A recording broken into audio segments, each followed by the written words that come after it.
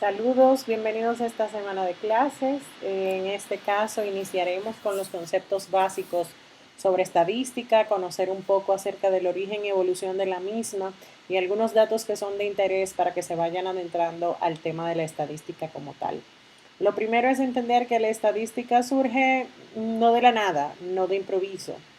Simple y llanamente surge de la necesidad de tener datos, de saber cosas elementales acerca de la sociedad.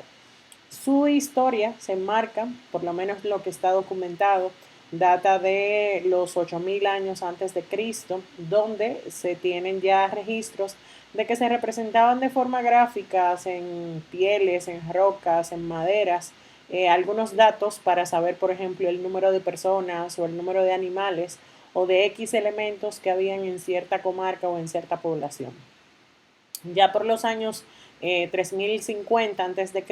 en Egipto, ya muchos faraones ordenaban la realización de censos con el objetivo de saber qué cantidad de tierras y riquezas tenían. También por los años 3000 a.C. en Babilonia hay evidencia de que se usaban pequeñas tablillas de arcilla para recopilar datos sobre la producción, sobre las ventas, sobre el intercambio de cosas, etcétera. En China, que fue una de las civilizaciones que hizo grandes aportes, por ejemplo, hay información acerca de que un emperador llamado Yao enviaba a realizar su estadística general acerca de los bienes agrícolas que producían, la parte industrial, lo que se comercializaba, o sea, todo básicamente para tener manejo y dominio acerca de dichas informaciones. En Grecia fue una de las civilizaciones también que hizo grandes aportes. Se data que en los años 1000 antes de Cristo se conocen las informaciones acerca de un censo que se envió a hacer. También, por ejemplo, en Roma, el Carlos Magno y esa gente que eran parte de la Iglesia Católica llevaban un control y un registro acerca de las propiedades que eran bienes de la Iglesia. Los asirios también hicieron grandes aportes porque hay mucha información sobre datos estadísticos de sus cuentas, la producción que tenían, las informaciones, por ejemplo, de datos médicos y astrológicos. Grecia también fue uno de los grandes aportadores en ese sentido. Todos al final lo que buscaban era, como decíamos anteriormente, tener información acerca de algo. Usted dirá, ¿para qué es importante yo tener datos acerca de algo? Para tomar decisiones, para saber cómo actuar, para conocer el futuro, conocer cómo actuar en el presente. Se necesita manejar información para ejecutar, para conocer, para conocimiento general, etcétera. Lo primero que vamos a abordar en esta semana es el concepto de estadística. Básicamente esta la define bastante simplificada. La estadística se define como la ciencia que permite estudiar las regularidades o patrones en un conjunto de datos para tomar decisiones racionales. La toma de decisión generalmente siempre viene arraigada de algún dato o alguna información de validez. ¿Por qué es importante la estadística? Básicamente ahondando un poco más en lo que decíamos, sobre todo para tomar decisiones, porque para ello se requiere información que sea confiable, que sea útil. La estadística se clasifica en dos grandes ramas. Está la estadística descriptiva, que realiza el estudio sobre una población completa, observando una característica de forma puntual. Está la estadística inferencial, que realiza el estudio descriptivo sobre un subconjunto de la población que llaman muestra. O sea, en el caso de la descriptiva, analiza una población completa y la inferencial sobre una muestra. Por ejemplo, cuando se hacen encuestas a nivel electoral y sacan las estadísticas y te dicen, bueno, cierto candidato tiene un 60% de acogida. Y tú te preguntas, pero a mí no me llamaron, a mí no me preguntaron, porque básicamente ese tipo de informaciones, de encuestas, se trabajan con muestras de una población. Y dicen, bueno, vamos a hacer una selección de una muestra de tantos individuos entre tal edad y tal edad tanto que sean del género femenino o masculino, y entonces seleccionan una muestra lo suficientemente significativo que le marque una tendencia sobre el total de esa población.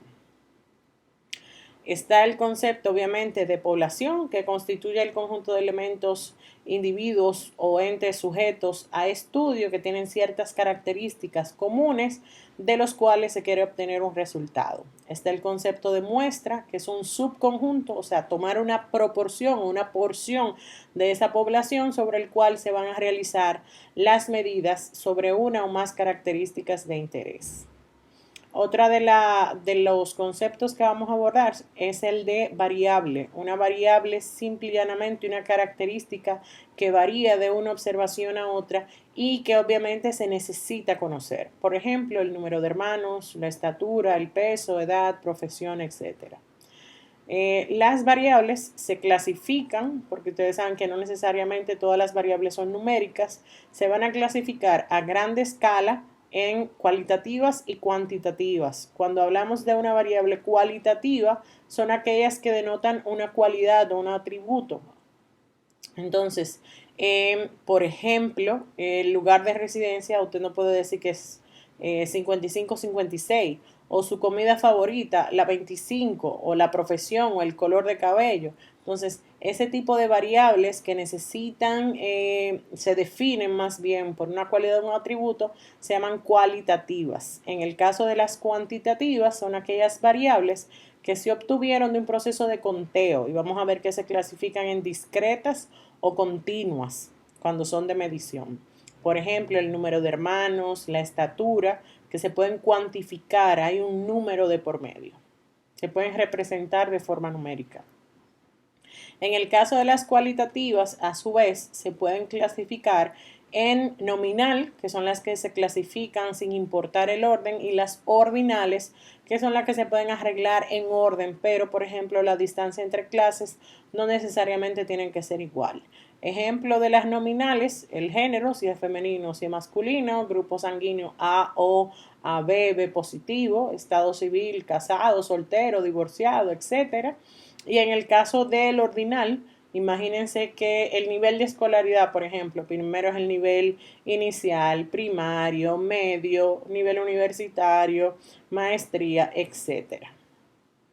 Entonces, en el caso de las variables cuantitativas, les había dicho que son de acuerdo a la escala de medición. Están las discretas, que son aquellas variables que solo pueden tomar un cierto conjunto de valores posibles, o sea, que aparecen por conteo. No van a aparecer números cortos, o sea, por ejemplo, el número de miembros de un hogar.